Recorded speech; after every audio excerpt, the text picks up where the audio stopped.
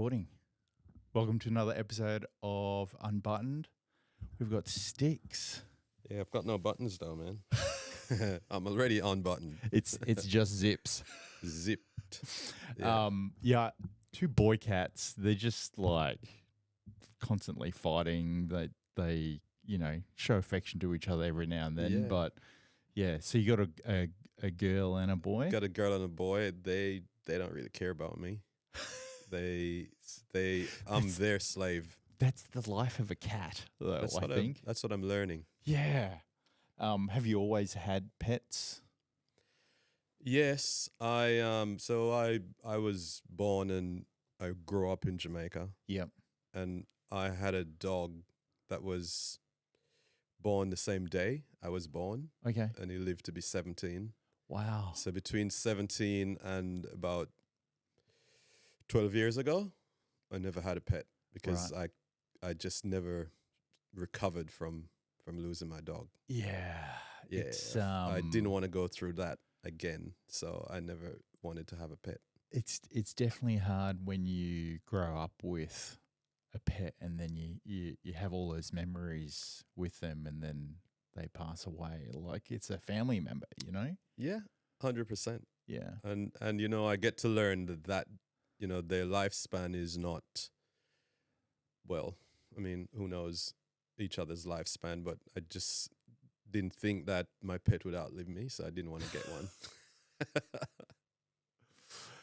It really is like it's the family member that passes away and you're like, oh my God, I can't put myself through that again, right? Correct, yeah. So we got a dog as well, and we had two dogs. Okay. And we had a French bulldog and an English staffy, and the French bulldog was about 12. Yeah. Passed away just over almost 2 years ago. Yeah. And we still have the English staffy, but I don't think my wife knows it yet, but we're not getting another one. Oh. It's too tough. Yeah. They still can't talk about the passing of the dog from 2 years ago. Yeah, right. Yeah, so that's one of the reasons the kids. When I was younger, so I grew up in Southeast Asia, and when we lived in Brunei, because my dad was in the oil industry, when we lived in Brunei, for some reason, all the expat families, whenever they left, they would always give us their pets. So before we left Brunei, we had like 26 animals. Oh, wow. Like 12 dogs, couple of cats, like fish, parrots, and it was crazy. But we loved it. Yeah. When I lived in Jamaica, we raised all the animals that we needed for meat. So it was always surrounded by them. Yeah. Don't like to talk about that part right now, but we're talking about the ones that we just live with and grow with. And yeah. How long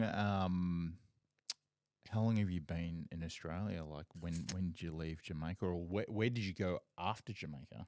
Well, I left Jamaica in the late 80s, about 1987. Yep. And then I've never lived anywhere else. So straight to Melbourne. Straight to Melbourne. Yeah. What 37 years, yeah.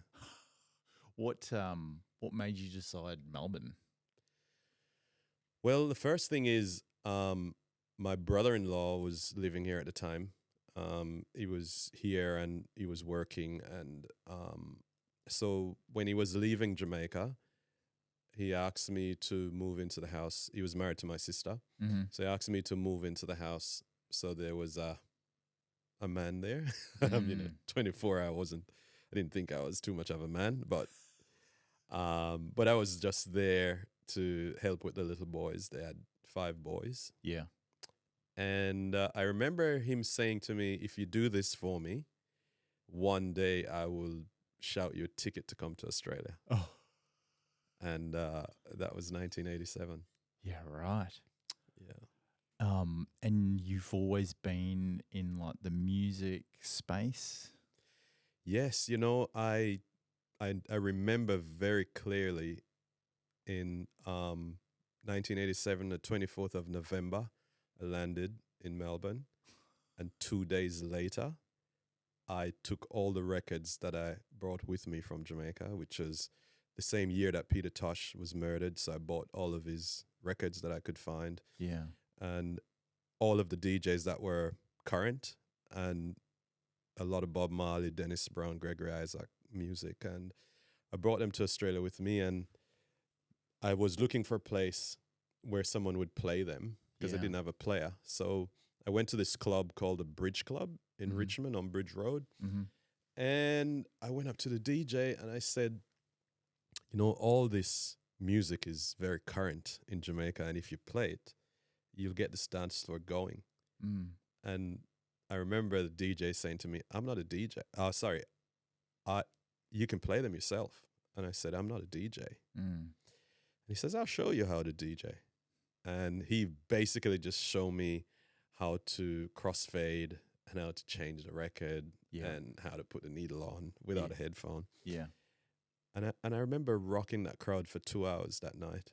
And the owner of the bar came up to me and says, where do you DJ? And I said, I'm not a DJ. He says, do you want to come back next week? And so I DJ in that venue for 10 years. Wow. And without missing a single week. And then, so I was just DJing, and every day I got paid. I just went to Central Station, the record shop, and bought vinyl records. Bought and more. Bought more, and yeah. So That's actually an amazing story in the fact that you were trying to offer your records to a venue to play, and then they were like, "Well, you can play, Yeah. you can do it." well, Silky the DJ just walked off, and he was on the dance floor, you know, and drinking and having a good time. Yeah. And I didn't get paid to do it. I was going back there and doing it just for fun because I loved it, Yeah. you know. And it was in there in 1994. I loved to DJ and work the mic at the same time. Yeah. And the bar owner came up to me again and he says, there's a guy here from Fox FM that would like to talk to you. And I said, about what? He goes, so the guy came up, Guy Dobson, and he says, I'd like you to come down to the radio station. Yeah. And I said, do you play reggae? And he says, nah. And I said, man, I'm not interested. Mm. But anyway, I end up going down there, and they just wanted me to do some voiceovers, and I had a very strong Jamaican accent, and they fell in love with it. And I ended up working for them for 7 years, just like that. And then, and then I went from there. I was poached, actually, to go and work for their opposition at 101.1, which Yeah. is Mix. Yeah. Now it's called Kiss. Yeah. But I also spent 16 years working there. So just I don't even know why these things happen to me.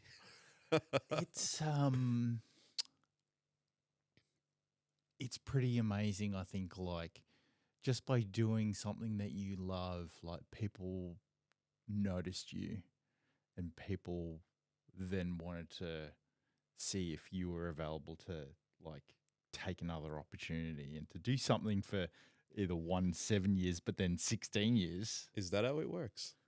I strongly believe it's all the old people in my life that I've always cared for, who always says, oh, God bless you, my son. God bless you, Lincoln. God bless you, Stick. God bless you, so-and-so. I think that's where I get the blessings. It must be. There's no other way. I've never gone out saying I want to be on radio, but I spent 24 years on Melbourne radio. And so it just kind of happened. It just happened. I mean, it's something I always wanted to do that I end up doing because I wanted to do that, is to combine music with food and bring the Jamaican culture to Melbourne, because, you know, I was just missing it. Yeah. And there were some little burst of it here and there with some events that I've been to, but I always wanted to create something that would give people a good indication of what it would be like if they were living in Jamaica or just went there for a visit. Yeah, and I also get to create that.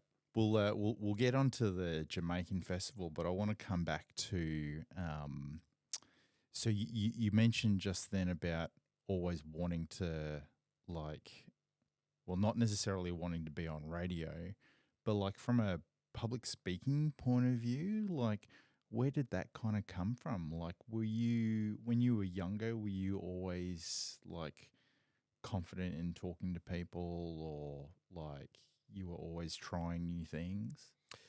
I shit my pants when I have to speak to people. I don't like public speaking. And yet you were on radio for 24 years. Yeah, but I don't get to see anyone when I'm speaking. I don't even know if anyone listens, you know? So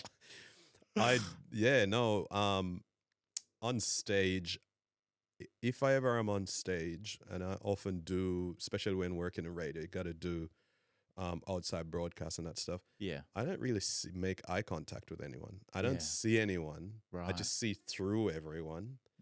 And I'm in my own element. So, but where that came from, I grew up in a big house, a house full of people, full of children. My mom gave birth to 8 kids. Wow.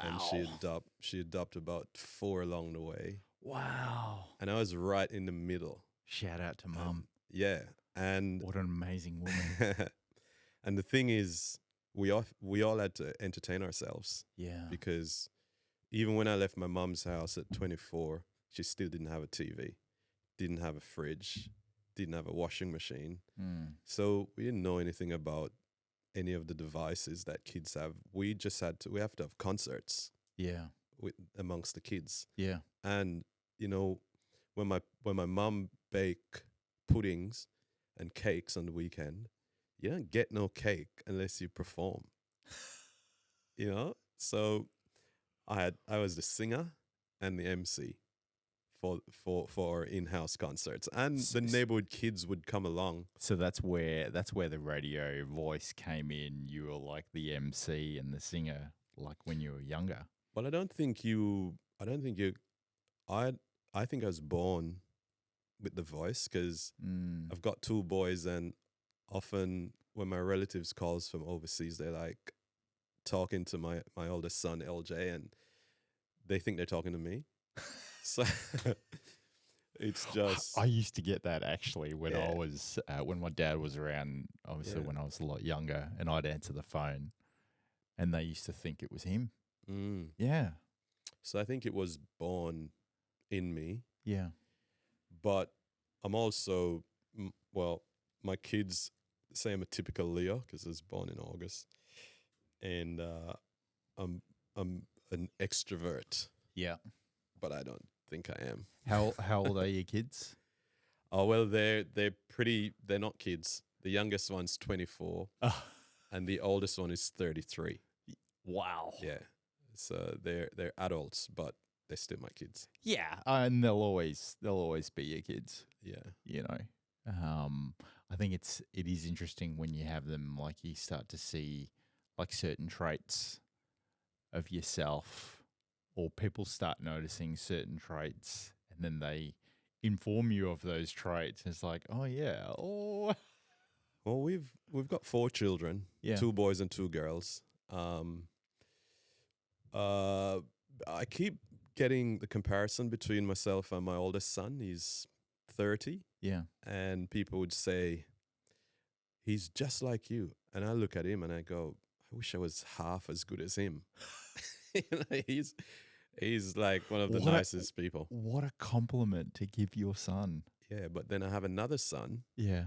And I look at him and I go, he is living me. That's me, but he's taken it another level. Because he's in this new world of influencing people on social media. Yeah. And he's traveling the world as an influencer and a model. And he's a good-looking rooster, and he knows it. And that's a dangerous combination, right? Yeah, but he just wants to go. Like the other kids are grounded and want to be here. Yeah. And I'm looking at him going, that's me. Yeah. That is me, but I can't say it out too loud because not everyone's happy that he's always off at the moment he's in New York. He was in England 2 weeks ago. He was here 3 weeks ago. I mean, if he's living his best life, like, he should just do it, right? Oh, absolutely. I Mm. mean, it's one of the reasons why I am in Australia. I always thought that Jamaica was too small and there were too many like me. So, you know, I felt like I was just a little fish in a big pond, a fish. Mm. And so I had aspirations to travel. Mm. And my son, I'm sure he's got the same genes, you know. So I see these traits and I think my girls are exactly like their mum. Yeah. Very alpha. Leos? No Leos. No Leos. No Leos. Thank goodness for that. I don't know that two Leos can live in the same room. Wow. Yeah. Yeah. What inspires you? Well, I love watching people have a great time. Yeah. You know, whatever I do, when we went through that pandemic, I know we're still like Bring it talking about it, but I think it's a good thing that we reflect on it's that a good time thing. period, right? Because some people are still kind of like going through it. Yeah. So what inspires me at that time, as an example, you know, I was a DJ and there were gigs getting cancelled left, right, and center. But I also did do a course as a culinary artist, so as a chef, as cooking and pastry. And so I decided that I'm going to try and combine these two things. So I was in my kitchen cooking, and then I decided to turn it on, put a video on it, and it was live streaming on Facebook. And I'm looking, and there's a ton of people watching me do this. Wow. And the next time I decided, you know what, I'm going to try and DJ at the same time I'm cooking. Yeah. And it just exploded.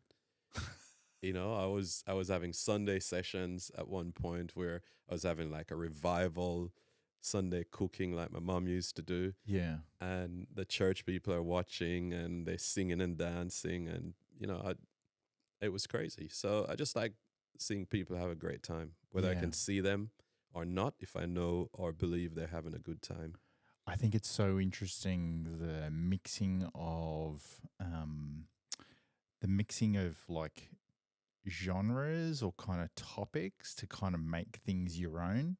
You know, like who would have thought during COVID doing a video of you cooking and DJing at the same time? Well, you everyone, all the DJs I know were doing a session, but they were just standing in front of their DJ console DJing. Yeah. But, you know, we had a 10-year-old granddaughter, and I decided to teach her how to cook. And she was in most of my cooking videos. And she was a bigger star than I was. Hang on. So did you just say granddaughter, so you're a grandfather? Yeah. She's 12 now. Wow. And first year in high school. She's going really well. Yeah. But she's one of 4. I've got 3 grandsons. Right. Yeah. It just sounds amazing. Like, what type of like food were you cooking? Like Jamaican food? It was predominantly Jamaican food. So a lot of the signature dishes that Jamaicans are known for, like oxtail, curried goat, jerk chicken, brown stew fish, escovitch fish.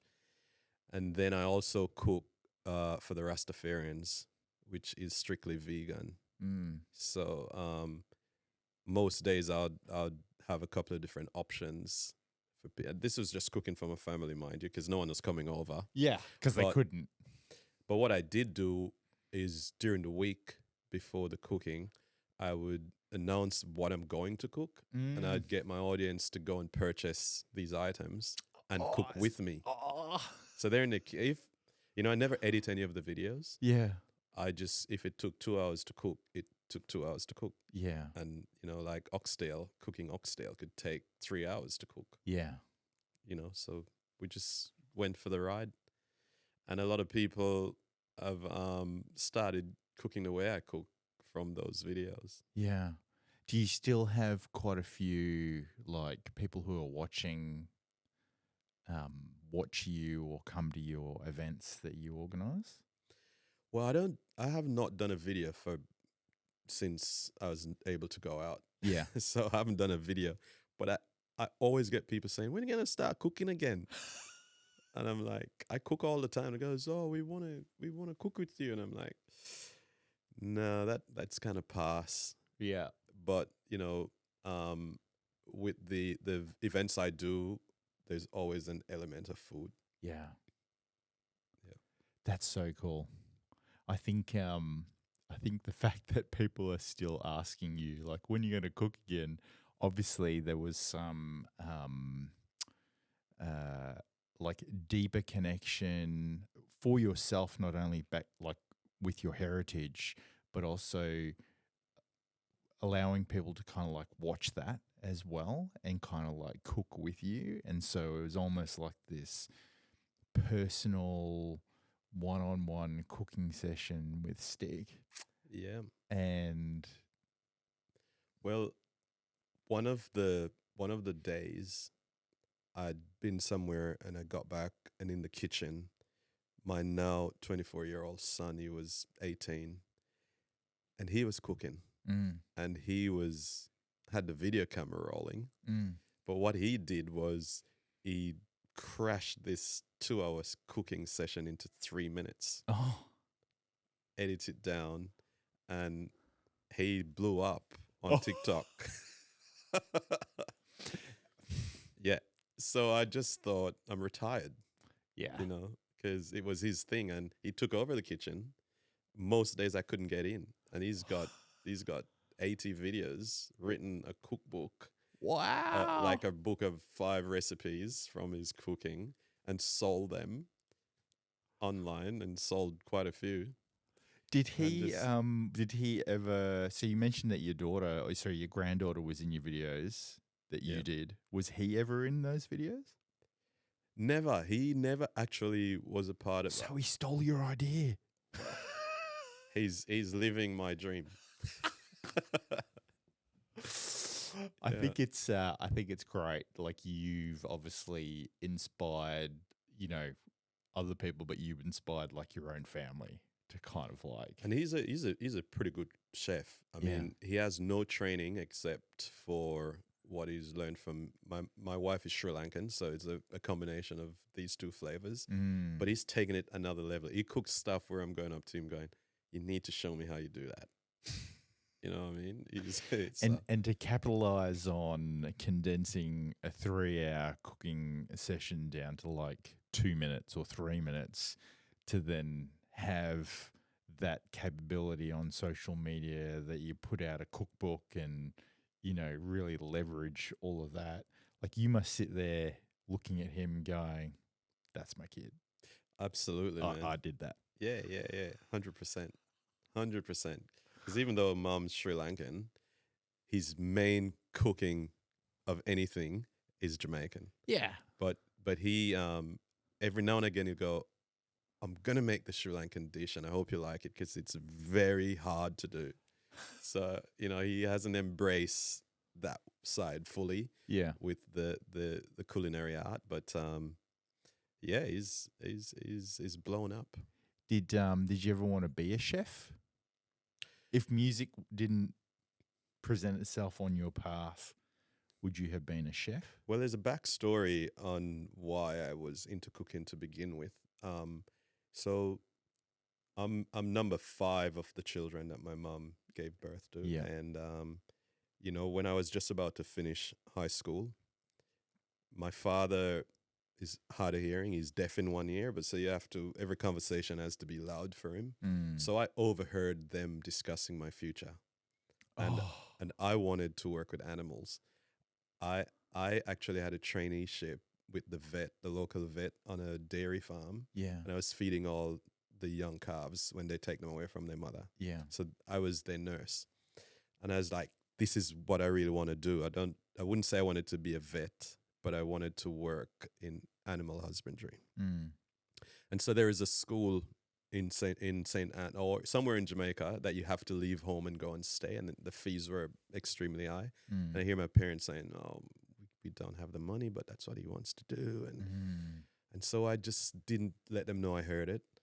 And a few days later, I just said to them, "I know a place where I can go and it's free, and I can become a chef." And they're like, "Yeah, you should do that. If that's what you want to do, you should. What about the animal?" And I go, "No, I don't want to do that. I want to be a chef." So they send me to this training camp where it was a place called Paul Bogle, Camp Bogle, and they teach us life skills like cooking and electrical work and carpentry, and you know, you could get a trade there. And I end up working in one of the busiest and most prestigious tourist vacation area in Kingston, a place called Devon House. I work in the kitchen and I work as a waiter. So when I came to Australia, I actually wanted to do an apprenticeship as a chef. And I started working at this place on Russell Street called the Bryson Hotel. Right. And what turned me off wanting to become a chef is I see all these people at lunchtime in their suit and tie, having business meetings, and they came and they order and they ate and they just paid and got up and left. And I thought, there is no satisfaction here in this job. Because in Kingston, where I was working, at the end of my shift, I would come out and tell all of the customers how I made the dish they're eating. And I'd get more tips than the waiters just for engaging with the customers, and they'd have questions for me and I'd, you know, interact with them. And I didn't find that when I came to Melbourne. So I thought, I don't want to do that. So the DJ thing kind of took over, even though it was just a hobby. And it's interesting, right? Like, to pursue something and then move country, try to pursue that, but then having that realization that, my God, it's not as satisfying as what it was previously, or like it wasn't giving you that recognition or that reward.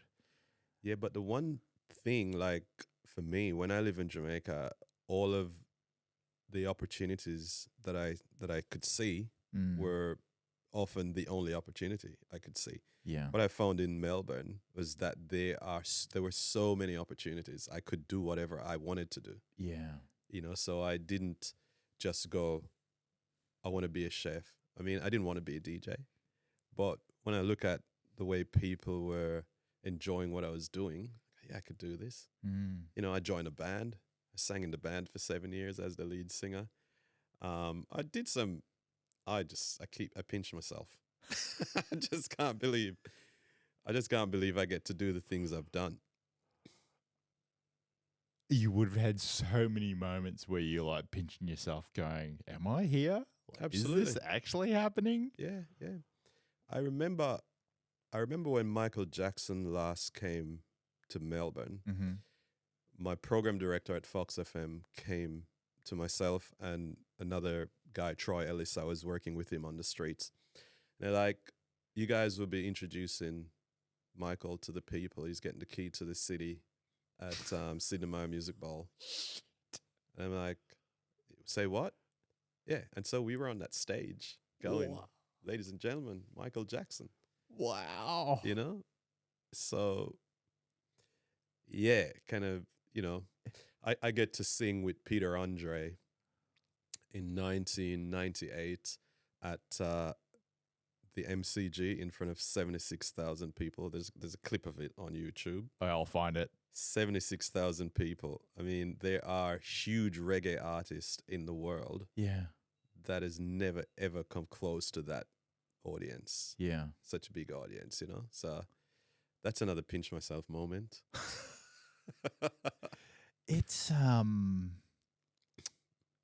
I get what you mean about in Jamaica you only had the opportunities that were available there, and when you came to Melbourne, like you could see that there were so many more.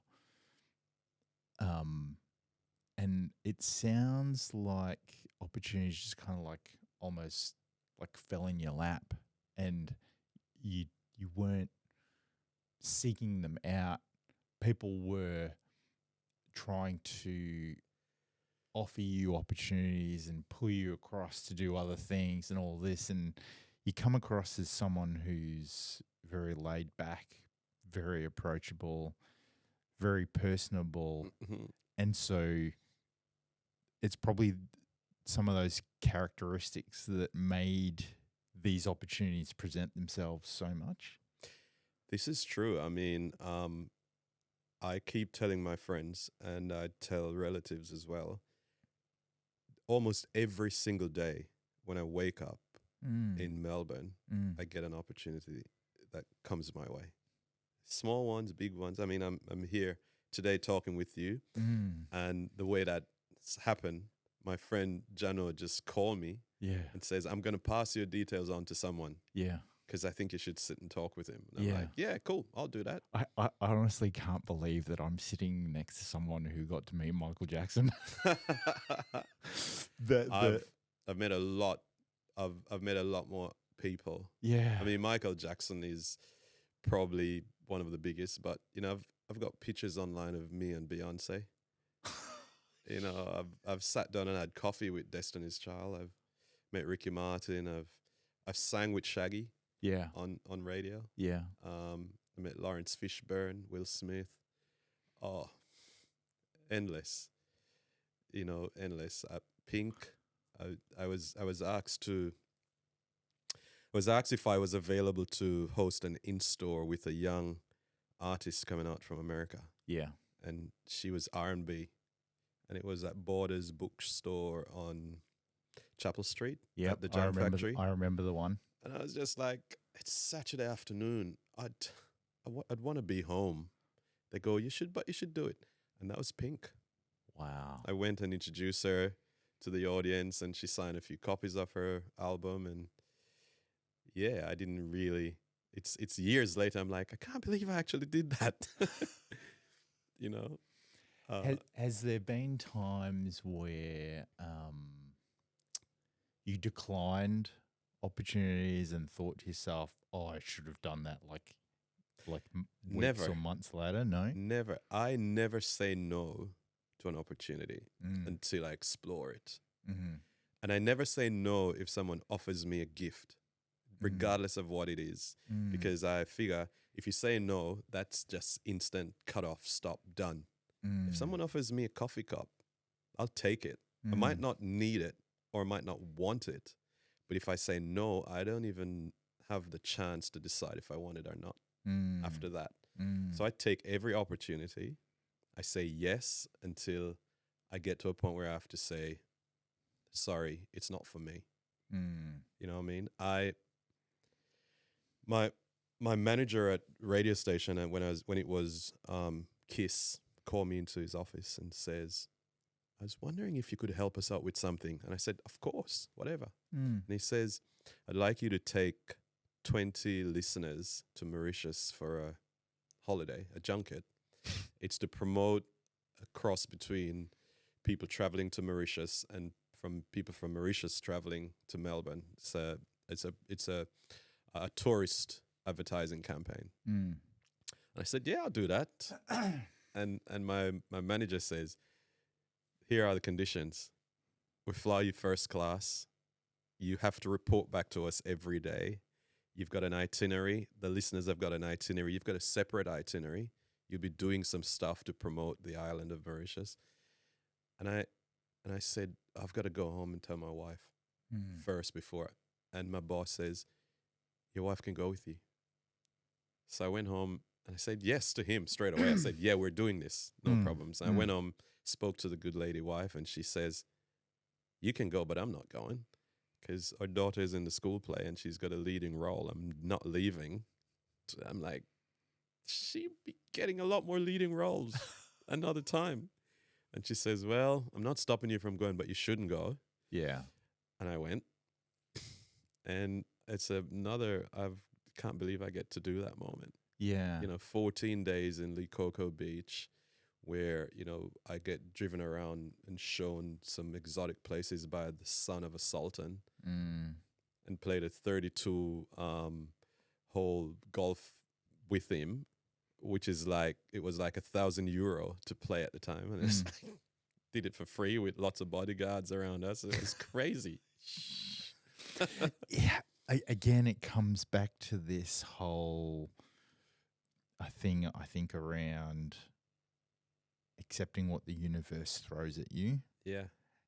but doing it in a way that is quite humble. And because you did mention around declining things that weren't right for you, but only once you've kind of like looked into it Absolutely. a little bit, Yeah. I think there are some people that would just say yes to absolutely everything, regardless of what they do, and then there are some people that would say no, initially. Correct. And so Yep. by having the frame of mind of opening yourself up and saying yes, and then working out whether or not it's right or not, like I think that's a really great approach. Yeah, it works for me. And to date, I've not been involved in anything where I think, oh, I should never have done that. Mm.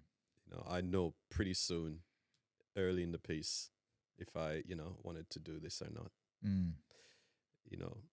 Yeah, I've been able to do a lot of stuff. How do you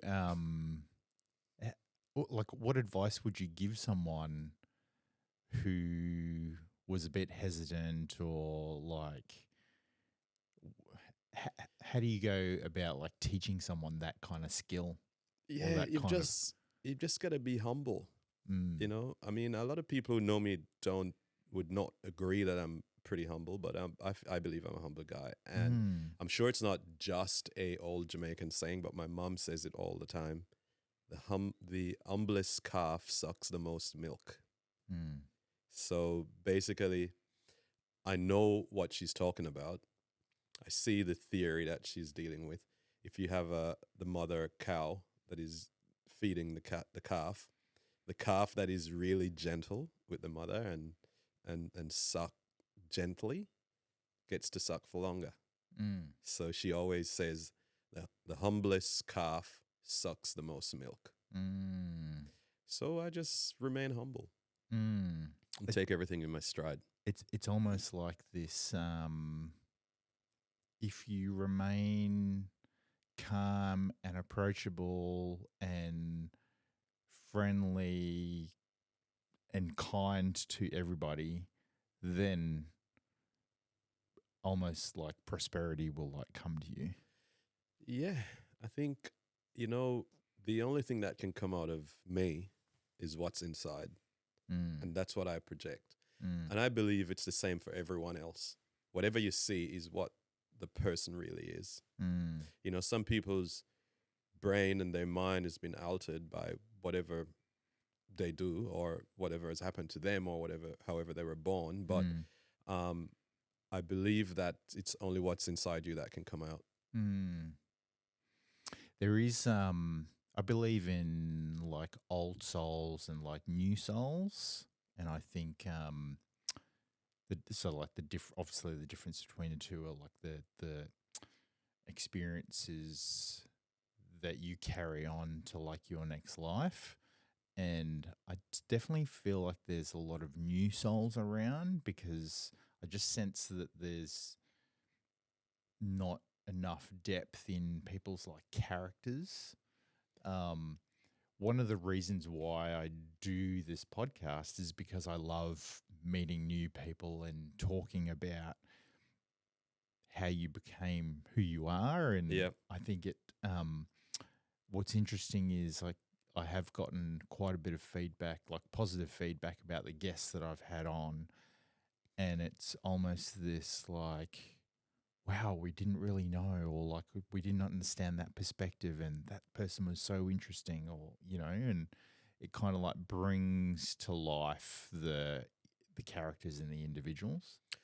You have to be born that way. you know, I've got brothers who are, people say, how could you be from the same place? We're different, you Mm. know?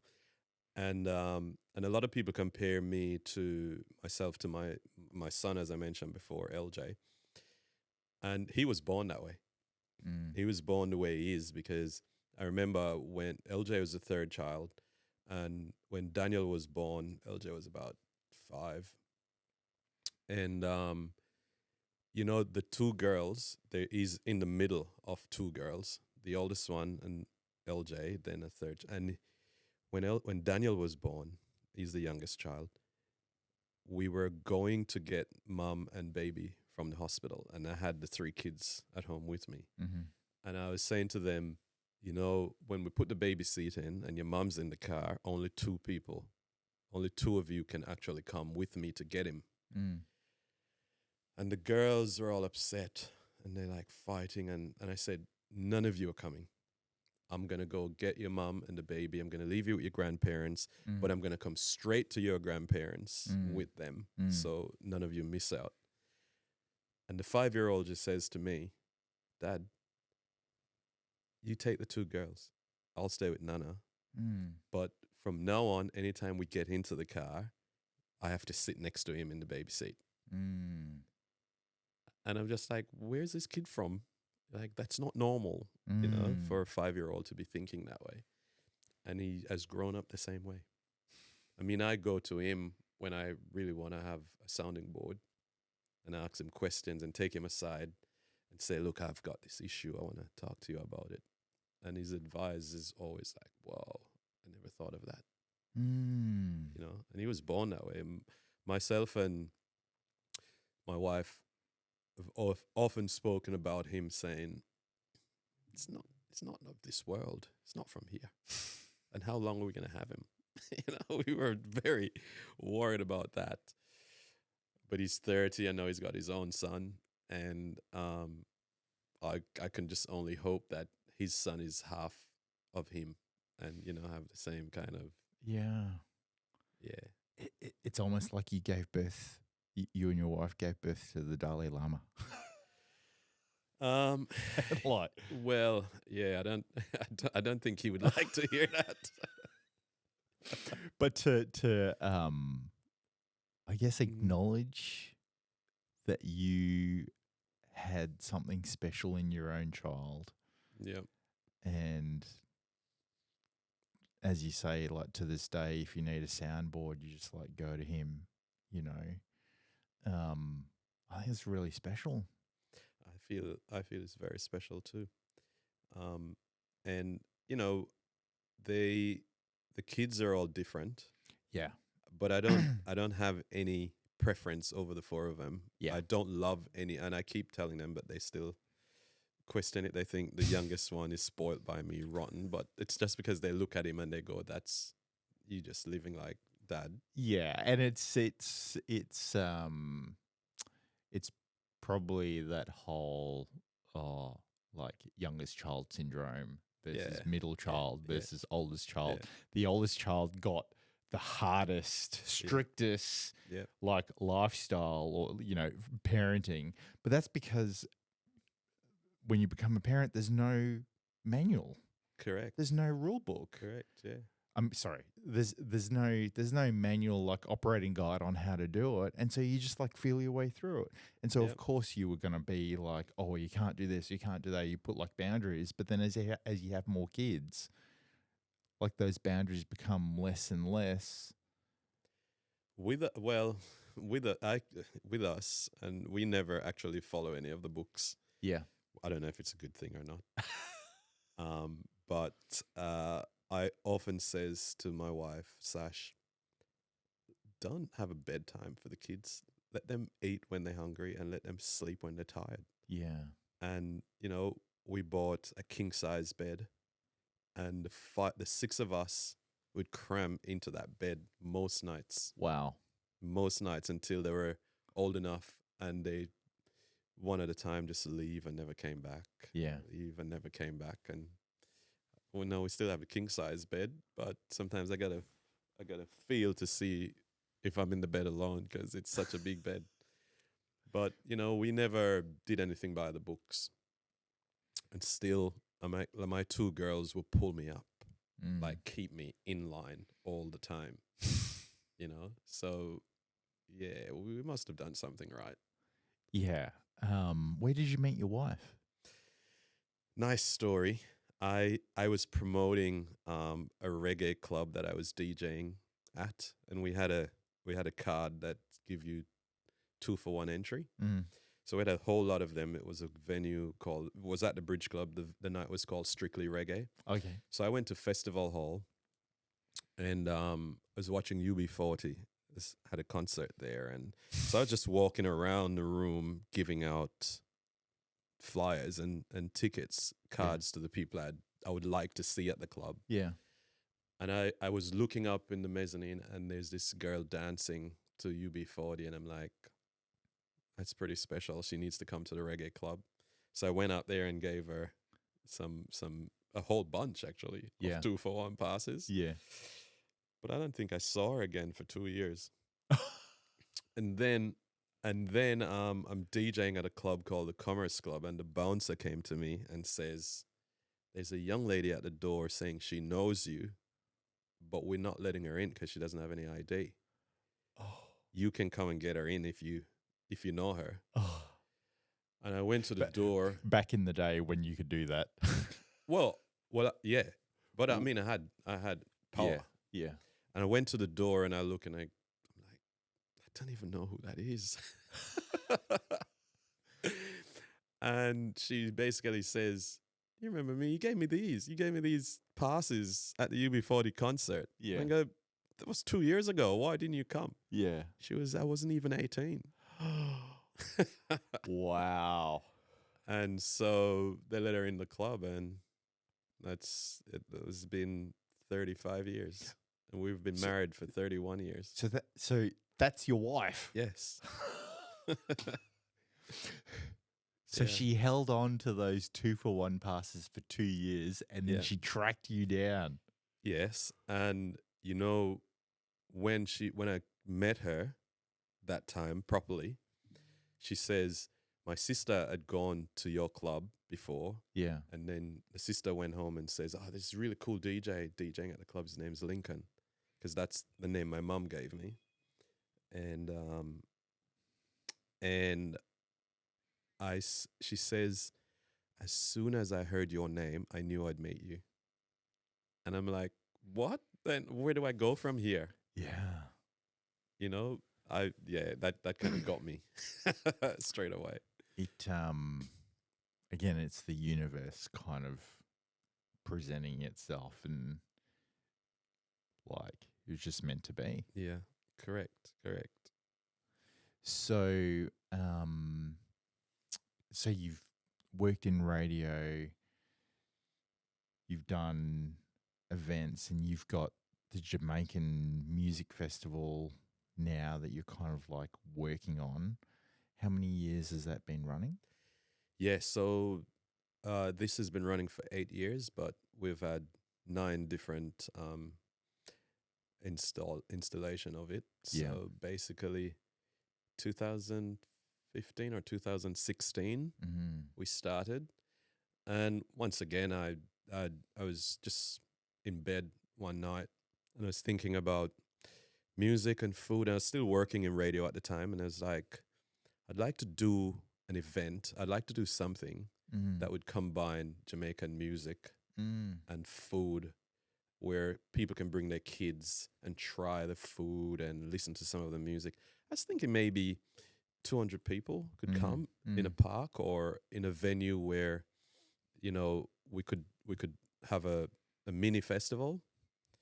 And I told my friend and now business partner, this is something I've been thinking about doing for a while. So shall we do it? He goes, yeah, let's do it. So we started looking for a venue, and we found this venue in Williamstown called Seaworks. And we were like, we just want to get maybe 500 people because it's such a big venue. And yeah, we had 5,500 people wanted to come to experience it. We turn away 1,500 people. Wow. So the Jamaican Music and Food Festival was born. So once again, I went to my son when Facebook was different. And on Facebook, there were 10,000 plus people interested in this event. Mm. And I said to him, do you think 10,000 people will come? He says, no chance. He says, half of them will come though, because it's such a unique event. These people wouldn't be saying they're interested if they're not. So half of them will come because the other half lives too far away or for whatever reason. And yeah, 5,500 people try to get in. So we decided to continue to do it, and now it's just gone crazy. You know, it's blown up, and every year people just hang out for the Jamaican Music and Food Festival. We started bringing international artists into the lineup. And this year we've got one of the biggest reggae artists in the world that is coming to headline the show. And we have aspirations of taking it to Sydney as well in February. We've been into Sydney once in 2019. It was successful, but then that crazy period happened where people couldn't do anything, and we haven't been back since. But this year it's shaping up to be one of the biggest of the festival since we've been running it. How many people are you expecting this year? Well, we have a capacity of 5,000, and I believe we will sell them. Yeah, so 5,000.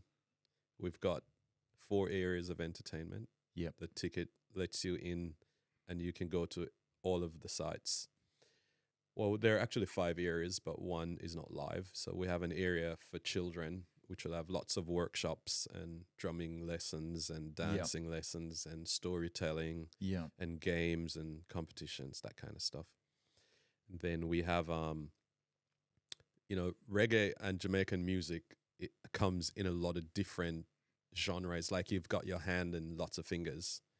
So out of the Jamaican music comes ska, rocksteady, drum and bass, reggae, jungle, dancehall, roots reggae, dub reggae, jungle reggae, all that stuff. Reggae is the main parent, the foundation of all these little offsprings. Even though people might say ska was before reggae and the foundation of all the music coming out of Jamaica.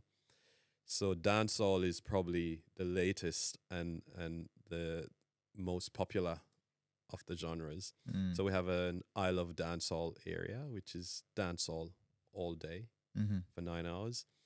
And then we have the main stage with all the live acts, live bands and solo artists or internationals are on the main stage. Yeah. And then we have 2 DIY sound systems. One's in the Roots Man's Corner, and basically they just play roots, steppers, and like English reggae. And then we have another section where this is an all-women sound system called Housewife's Choice. And they just play bangers all day. And all these areas are programmed by the individual sound systems. So the crew runs everything. They have their own box lifters, their own DJs, their own dancers, MCs, and operators. So it's self-contained. And that's the set out of the festival. Why did you choose to have those 4 specific sections? Well, we actually want more sections, but because the venue is not designed for, there's a lot of sound bleed, so you need to be committed to an area. If you're standing in the middle of nowhere, you're going to hear sounds from lots of different parts of the venue. But I chose those areas. I'd like to have more areas because there's so much more of reggae that I'd like to put on. I mean, I'd love to have an area where it's just ska reggae, ska music, not reggae. I'd love to have an area where it's, jungle. But we'll get there. We're growing. But I choose those areas because I think it covers a very big part of the Jamaican music landscape. Yeah.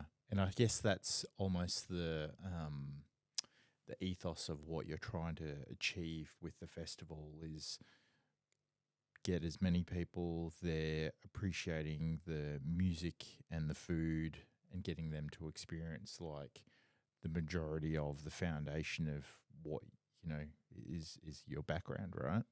Yes, and most people believe or most people think that the music is the main thing for the festival. It's not. The food is the biggest thing for me, because there are a lot of people who have left Jamaica and they just don't know where to find Jamaican cuisine. So the food for me, I mean, I've actually over the years gone into home cooks, like mums and dads who just cook at home, and I know their food's good. I'm like, you need to start a business and get them set up as a trader, get them registered and get all the necessary paperwork. And a few of them have started their own business selling food at markets and at other events. Yeah. From being involved in that. The food for me is the biggest thing, because it's not very easy to find good Jamaican food when you leave Jamaica, and definitely very hard in Australia. There's not a single Jamaican restaurant in Melbourne. There isn't, because it is not the easiest cuisine to present every day. You know, I have an idea for a Jamaican place to eat, but it would not be like an Italian restaurant. You know, because to cook curry goat, which is a Jamaican staple, we don't eat lamb. I've never seen a sheep. I've never seen a lamb in Jamaica.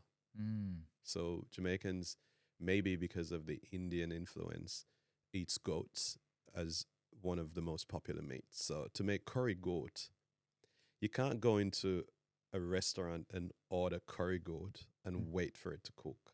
So it needs to be prepared in advance. Yeah. Same with everything Jamaican, takes a long time to cook. Even if you're cooking fish, you know, it could take an hour if you're doing it right. So my idea for a Jamaican restaurant would be to have 4, 5, 6 different dishes, but when it's finished, it's done. That's it. So you just cook that, and that's on the menu tonight. And this is how many plates we've got. And when we reach that quantity, there's no more. You can't come in and order, and we go and cook it. There are, I remember going to a Japanese sushi bar where it was a little bit similar. Like the head chef was the owner of the bar. Every day he would go to the markets, he would get his ingredients, and that was it. And so my best mate who passed away a couple of years ago, he took me to this bar, and it was an amazing experience because there wasn't really a menu. It was just what the chef wanted to cook on the day or prepare on the day based on the ingredients that were available to him. And it was such an experience, like, to not sit down and have a la carte, you know, a menu that was consistent, you know, day in and day out. And so, yeah, like your idea of having that style of operation. Maybe I'll do that in retirement, because I feel like even such an establishment is a ball and chain on your ankles. You can't do anything else. You can't go anywhere. You have to be there. Especially, I think it'd be very hard to train even a professional chef to cook like a Jamaican, because, like, I never learned to use a measuring cup for anything. You know, I cook by taste. Yeah. You know what I mean? Well, that's probably how your mum cooked. 100%. Cooked by taste. Yeah, 100%. So it's very hard to teach that. And when someone says, how much water do you put in to the pot to make rice and peas, which is a very big part of the Jamaican food, I can't tell you. I just look at it and I can tell that's enough. That's like the Asian way of cooking rice, is the finger method. Yeah, even if you try that with rice and peas, because to make rice and peas, it's so easy to spoil it. Yeah. You know, it consists of red kidney beans, and you cook them till they're edible, but not too soft. Yeah. And then you add coconut cream and all the spices and herbs, and then you got to add the rice. Yeah. Now, if you got too much liquid in that rice, you're going to be making a porridge. And if you don't have enough liquid in that rice, it's going to be too grainy to eat. Yeah. And you can't, it's very hard to extract it if you put too much in. Yeah. And yeah, you can't put fresh water in either, because that whole mixture is the basis of the meal. So if you put too much rice in and all of a sudden you need more moisture, where are you going to get it from? So it's very difficult. I've seen a lot of people burn it, and a lot of people cook it and just have to throw it out because it's, you know, it's not right. When I was studying electrical engineering, I was working at a Japanese in a Japanese kitchen, and I still can't believe that this is what happened. But for a whole year, I worked Thursday night, Friday night, and Saturdays. I think that they were like my first shifts for the first year. For the first year, all I did was wash rice. Wow. I just wash rice. Wow. For those 3 shifts, and I guess the technique or the appreciation of, you know, the rice grain and understanding, you know, what can happen if you don't do it properly, like you break the grain and how that impacts the overall dishes and things like that. It was such a like experience to learn and go through and give me that real in-depth appreciation for like just one freaking ingredient, you know? Yeah, because there's a lot of things that goes into the temperature of the rice, like whether you use lukewarm water or cold water to wash it, and do you put it into a boiling pot or do you put it in the cold water? There's a lot of elements that goes into it. So yeah, I'm sure there are bigger experts on rice cooking than I am, but yeah. But I know how to master Jamaican rice and peas. What level of, like, do you have a team of people that help like coordinate and organize like the Jamaican festival that you've been running for like 8 years? Like, how big's the team that you've got? There's actually 2 of us. Wow. Yeah, there's 2 people.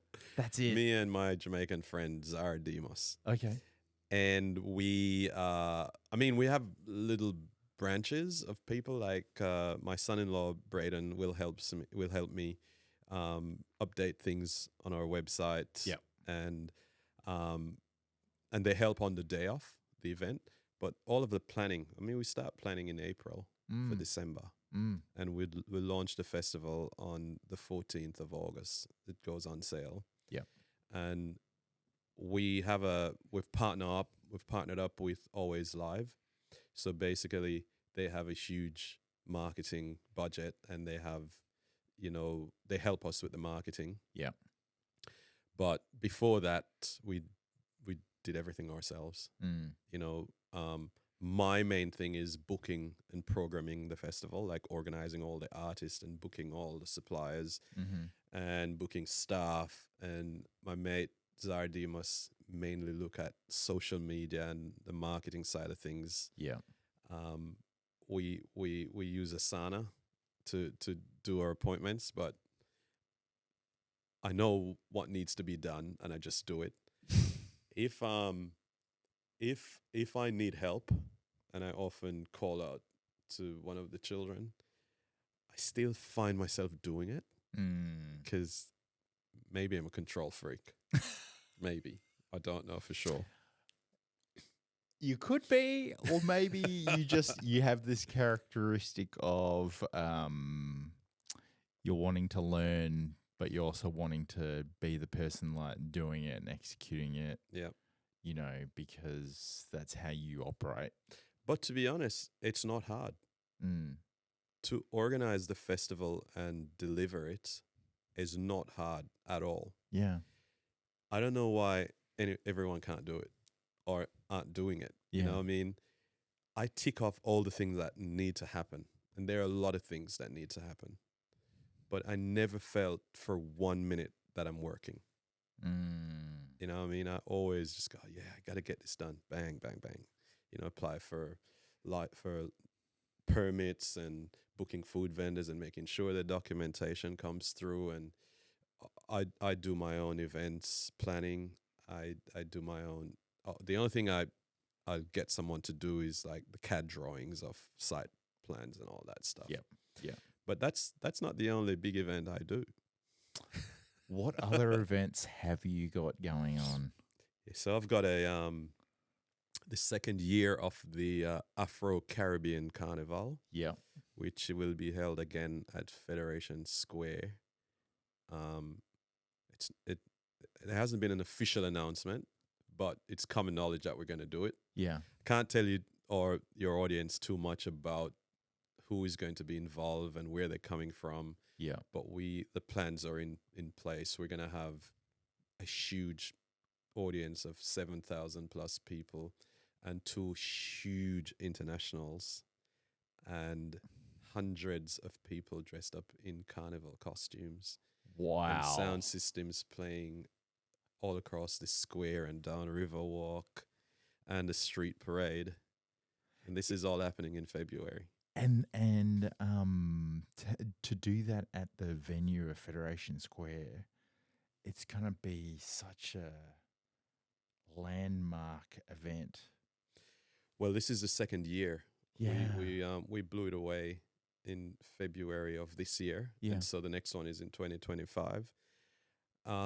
Once again, I ran the Jamaican Music and Food Festival a couple of years ago, and I just got an email from a lady who worked at Melbourne Arts Precinct to say, I just wanted to congratulate you on what was an amazing event I attended on the weekend. It was like Disneyland on Jamaican level, Jamaican Disneyland, she said. And I wonder if you could replicate something like that at Fed Square. You should come and see me. And I'm like, really? And I went and saw them, and they say, tell us, what would you do with this space? Yeah. And I said, here's an idea. They say, how much is it going to cost? And I say, here's a budget. And they say, let's do it.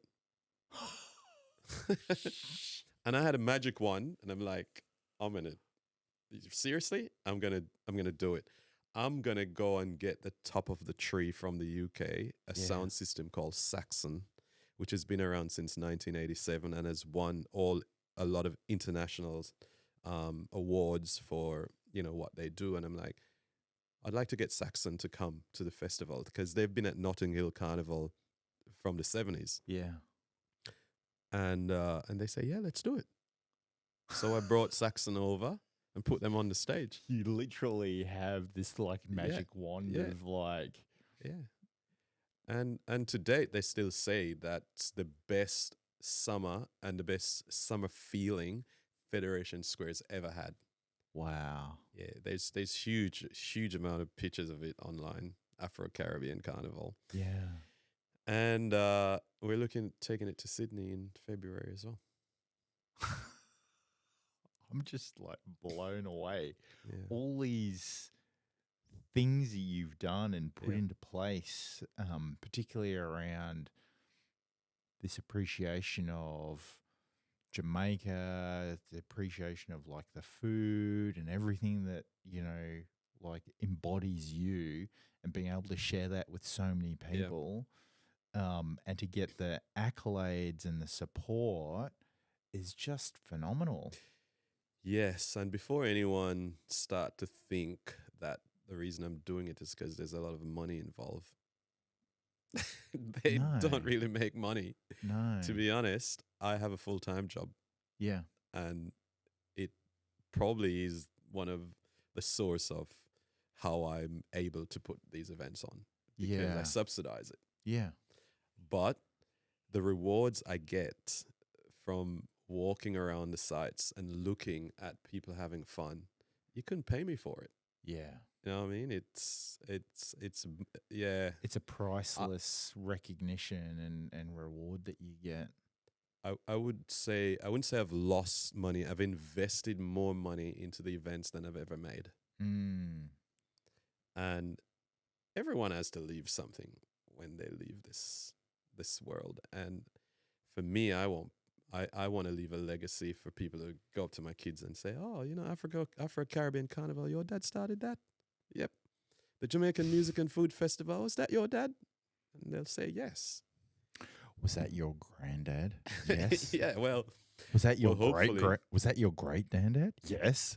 well, hopefully I'll live long enough to see one of my grandsons Yeah. be me and run one of my events or all of my events, Yeah. because I don't think my kids are going to.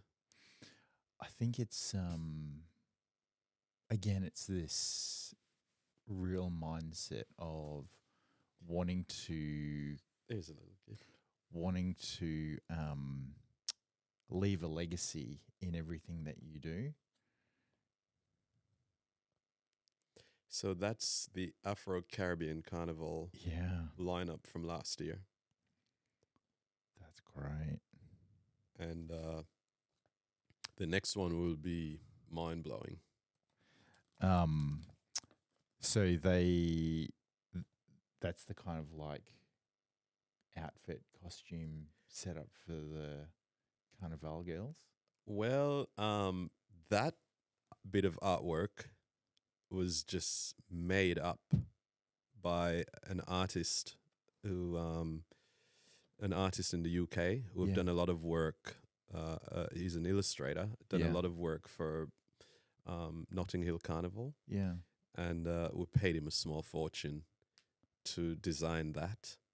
And it's most people have a logo, but that's what, when you see that, you're looking at Afro Caribbean Carnival. Yeah. I wouldn't say it's a woman. I wouldn't say it's a man. It's a person, Yeah. and you come dressed the way you feel. Yeah. However, whatever makes you comfortable. It's the most inclusive event you'll ever go to. Yeah. If you look at the artwork, it's pink, it's warm, it's friendly. Our target audience really is young adult females and their children, Yeah. and everyone else. Yeah. Thank you so much for this. No, my pleasure. I actually had a podcast guest who was an immigration agency kind of like person, but she got into dancing and she was doing like samba Yep. and stuff, and I was just like, what? What I found is that people will often have two sides. They'll have what I guess is seen as like their 9 to 5 perspective, Yep. and then they'll have a creative side. Yeah. And it's interesting because obviously we have two sides to our brain, and the creative side kicks in at some point in their lives to then fuel almost their purpose and what they want to leave as a legacy or what they want to pursue, because it helps drive the other side. you know? Yes, I understand. Mm. I understand. I always wonder why there aren't young people, like if you look at in politics, why isn't there a young person as a prime minister or the president? Mm. They're always so old. And it occurs to me that experience is a big thing in life, and life experiences is a big thing. Because, when I said to my mum, I wish all these opportunities that are coming my way would have come 20 years ago. She goes, but you'd have been blind to it. You wouldn't have had the life experiences, and you'd be distracted as well. I mean, you're bringing up a young family 20 years ago. You're not going to have time to go around and do this. She goes, you're going to have the best retirement anyone has ever had, because you could do that until you can't get out of bed. And I'm like, you might be right. But I'm not going to be a prime minister. I don't think so.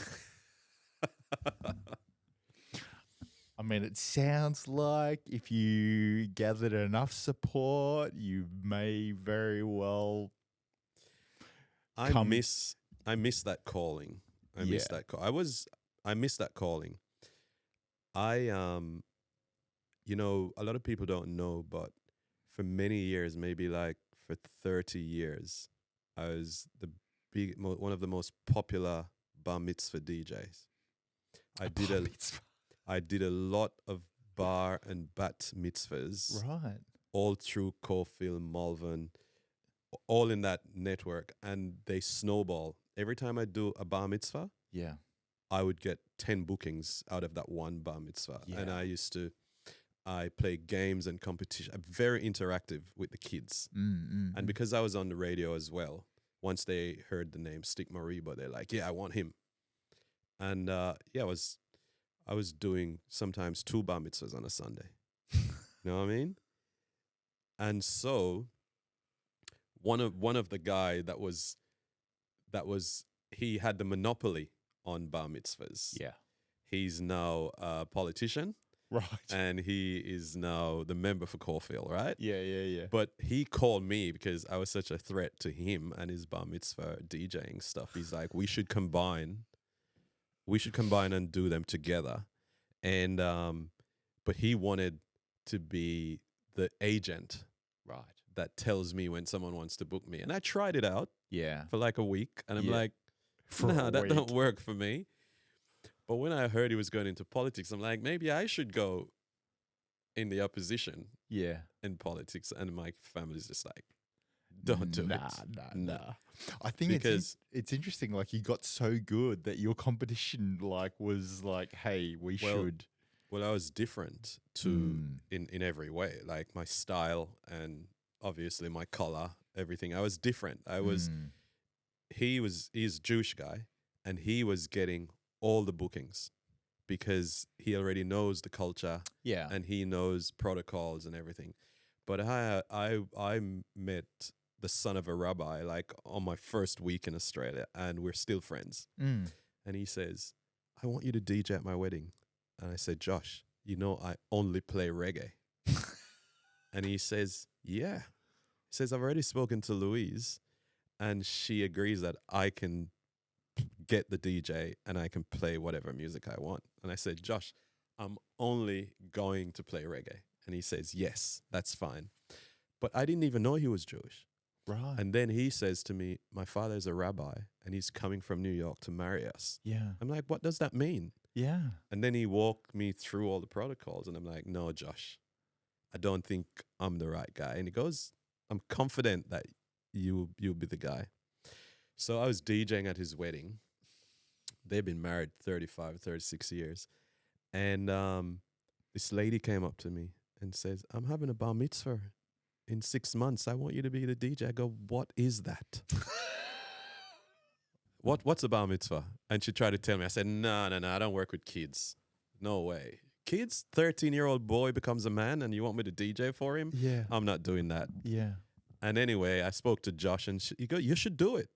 And he started giving me bar mitzvah lessons. So would you play reggae at these bar mitzvahs? Well, the first one I did, I only had reggae. So I brought, this was in a mansion somewhere in Caulfield. Yeah.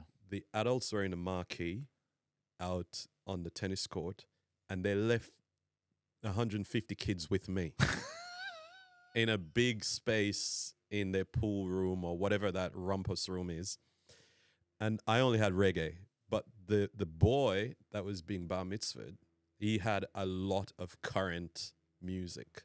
Right. And he just keeps bringing me his CDs and saying, play this song. Oh, my friends would love this song. Just play it. So I learned pretty quickly to play whatever the kids want. Yeah. And from that bar mitzvah, I reckon I was booked 20 times out of 150 kids. Wow.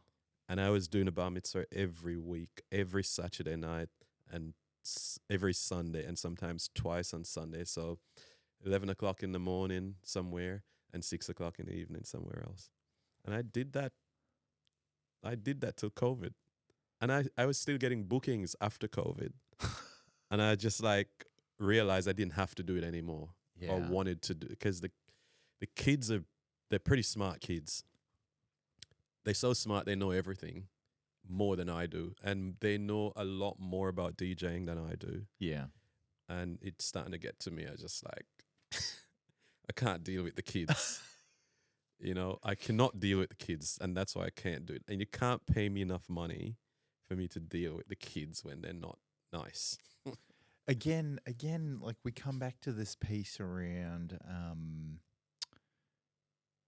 So you met that guy the first week you were in Melbourne, Yeah. and then he wanted you to DJ at his wedding, and even though you kept saying like, "I'm not your guy," he persisted, Yeah. and it was like this: the universe kind of conspired against you to say, "No, you will do this," because it's then gonna like create this domino effect of all these other things. Well, he trained me to do what he needed me to do. Yeah. And it was probably one of the best weddings musically within his community.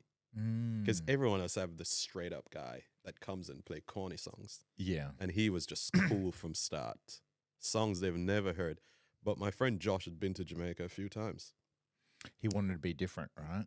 Well, he's from New York. Like, he grew up in New York. And so he went to Jamaica every summer. Yeah. And I didn't know that. But in 1987, 88, when I'm DJing, we play 45 records. And one side has the vocals that was recorded on that single. But on the other side is a version of that song. So no lyrics. And I would flip these records and I would perform my own lyrics on top of that vocal track, on top of that instrumental track, yeah. And Josh was in this place called the Sydenham Hotel, and he came up to me and he says, "These people have no idea what you're doing." He says, because people would turn around. Every now and again, a person would turn around and see me on the mic, and they'd be shocked. They'd be like, "He's actually singing. That's not the record. He's actually DJing right now. He's rhyming and he's singing." Yeah. And Josh one day just came up to me and says, "You're way ahead of your time with these people." He says, "I've been to Jamaica several times and I know what you're doing, but these people, they haven't got it. They don't know." Yeah. And so I click with him, you know. I was like, this guy appreciate what I do because he knows what this is about. Yeah. And I was feeling defeated that no one was recognizing that I was actually performing. All they wanted to see was the live band. So, and and I still see Josh, at least once every month. I'll go and sit in his garden and we just talk about things. Like, it's there's that saying, you only need one person in your life to tell you that you've got this and support you, and then everything else can like domino effect or snowball effect like to the next thing. He was my first sounding board. Yeah. Still go to him for advice. I still go to him for counseling. I still go to him just for, what do you think, man? You know what I mean? Yeah. What advice would you give your younger self? What would I give my younger self? Oh, an advice I would give. Well, my mum named me Lincoln at birth. I got Stick as a name from working in radio. And, when I look back at Lincoln at 20 years old, I probably would have listened more to my parents. Shit. Shout out to mum and dad. Yeah. I probably should listen more to my mum. You know, I mean, at one point, and I don't think anyone in my life right now would want to hear this, but at one point in my life, when my first girlfriend, I thought she was brilliant. I thought she was going to go places. Like, she was bright. She was getting the top marks at everything she does in school. I was 20, she was 18. When she finished up school, her mother was a single, well, her father passed away. Her mother's a single lady. She was an Igla who buys produce from the farmers and take it to the market and resell it. And she was my girlfriend. I was like, this girl needs to go places. And my first job, I was sending her to school. My mom's like, you're an idiot. You need to educate yourself. Stop spending your money. As soon as she's educated and you're still a fool, she's going to leave you. Mm. And I'm like, nah, she's never going to leave. She did. Oh, no. She did, but you know what? She made it. Yeah. She got the education and she is brilliant and she has gone on and she's got a full life. And, you know, I don't have any interest in her at all. But I often think, you know, I did that. I help to make that. But if I'd listened to my mom, I probably would have been a professional at something. I mean, look, you know, if she was your first girlfriend, you were in love. Like something like that. Yeah, I agree. In lust. I was in lust. It's a version of love or lust at that point in time in your life. And you were like trying to do a good thing, you know? And so I think it is, again, it's like, it's very humbling for you to like look back and go, you know what? Like I helped. I absolutely don't regret it. Yeah. You know, and I've had a lot of discussions with my mom over the years and you know, she came around. She knew it was a good thing to do, you know? So what advice did they give you that you didn't take? What advice they give me that I didn't take? Because there's a lesson here, Stu. Yeah. What advice they give me that I didn't take? It's trivial. It's pretty trivial. But, you know, I had a cat named Portia. Portia was the first female prime minister of Jamaica. And I had it when I got a kitten. I named her Portia, and she was a very clumsy cat, and she crawled up on the wall and fell over on a piece of zinc and almost ripped her entire side out. Oh shit! And the kids are all in tears. They were little. They're all in tears. My wife is in tears. The cat's suffering. I said, just take the cat to the vet and get the vet to put it down. And they all just start bawling. So we took the cat to the vet. And like $1,500 later, the vet stitched the cat up, give it some treatment, and it was recovering and had it sedated. So I was talking to my mum. I was, the cat, I gotta fix this cat up. And she says, really? How much? I go, 15. She goes, you're an idiot. Because in Jamaica, you're not going to spend $1,500 on a cat. And it doesn't matter how rich you are. It's unheard of, you know, but I said it's different. It's different. I mean, the cat's one of my family members. I can't not treat the cat like a family member. So yeah, I didn't take their advice. And you were probably thinking about like the impacts that it would have on like your kids and your wife and like, you know, like But the biggest thing that my parents advised me to do that I didn't do, my sister Joan was going out with a copper, a policeman. He was a detective, was high up in the ranks. He could pull strings.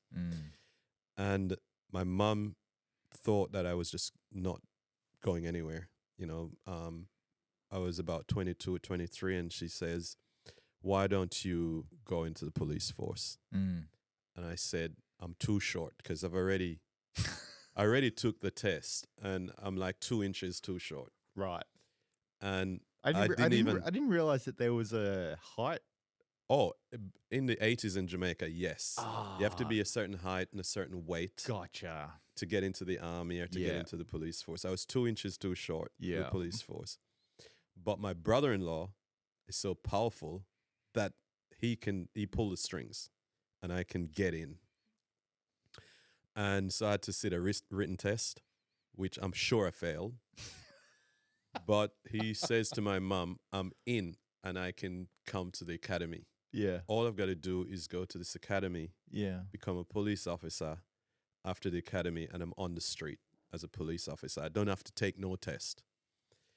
And I said yes because I had to try and please my mom. And I got on the bus to go to the camp. And between where my mom lived and where my grandmother lived is the camp. My grandmother is like an hour away from my house, and the camp is 2 hours away from my house. So halfway. And when the bus stopped near my grandmother's house, I got out and went to her place. And I said, I'm not going. And for 2 weeks, my mom thought I was at the camp until my brother-in-law came home and says, where is he? And she said, I thought he was at the camp. And I said, so they found me, and I said, why did you go to the camp? I said, I don't want to be a policeman. Yeah. You know, I want to be a policeman, so I'm not doing that. Well, I'm glad that you didn't become a policeman. I'm glad that you didn't go into the army, because I feel like you're doing a lot of great things for the community to appreciate Jamaican culture, food, music, you know, all of these different events that you're organising. And I'm quite humbled to be able to sit here and listen to your story and know that you've, you know, worked on radio and DJ, and you've got to meet all these amazing people. I'm just like, I'm seriously sitting here pinching myself going, is this actually, because I started, as I said, I started this podcast in December. Yeah. I started it as a result of wanting to do something different from a photography point of view, because as a photographer, and I was a photographer for 11 years, like, yeah, I created a particular style. I got well known for not only creating great images, but being a little bit of a personality, you know, during photo shoots and all of this. And when I would meet people to take their photos, I did often think to myself, this person's actually got a story to tell. Yeah. They've got a background that you wouldn't necessarily be able to hear or read or look at just by looking at a photo. And so my first couple of guests on the podcast were photographers and models, because they had a story to tell. Yeah, yeah. And then I kind of like branched out a little bit more, and the podcast originally was just for creators, but now I've kind of turned it into more of talking about origin stories, because people have a background. And it doesn't matter what industry you're in or what you do for your 9 to 5 or what you do creatively. Like, everybody has a story to tell, and I get the opportunity to sit here, ask you questions, and listen, and be able to share that with, you know, everybody. Which That's a cool thing, man. Yeah, Yeah, it's a good thing. yeah. So how can people contact you, or if they want to embark on doing another event or something, or getting? Do people contact me? You know, my 12-year-old granddaughter asked me a few weeks ago, Pops, have you ever Googled yourself? And she says, I told my friend who you are at school, and she Googled you. I cannot believe how many things on Google about you. Everything, my address, my telephone number, all of my social media handles, everything is in Google. Yeah. But we have a website for the festival. It's called jmff.com.au. Yeah. And I'm on Instagram, on Facebook. There is only one Stick Mareebo in the whole world. In fact, there's no one else in the world with that last name. Yeah. So you just Google Stick Mareebo, or type it into your browser on Facebook, Instagram. I'll be the only guy that pops up. Even if it doesn't look like me, it would be me. Yeah. So many faces of the Stick Man. Well, again, thank you so much for coming along to have a chat. I'll be coming to the Jamaican Festival at the end of the year, and I'll be keen to have a look at this festival that you got going on at Federation Square in Feb as well. Yes, I mean they're two of my babies, and I like my kids. I don't know which one I love better. I'm very passionate about both of them. Yeah. And I just want people to be entertained. So if you come along and you see something or hear something and you think that you've got good advice for me, I am very happy for constructive criticism and any advice. Yeah, fantastic. Fantastic. Well, thanks everyone for listening in. Make sure you hit subscribe and that notification bell. And thanks, Sticks, for coming along, sitting down to the podcast. Absolute pleasure, man. And by the way, your cats are beautiful. Larry's just been all over you. He just, I don't know. He's like up here, he's down there, he's up here. He can't decide what he wants to do. Yeah. But catch you guys all on the next one. See ya.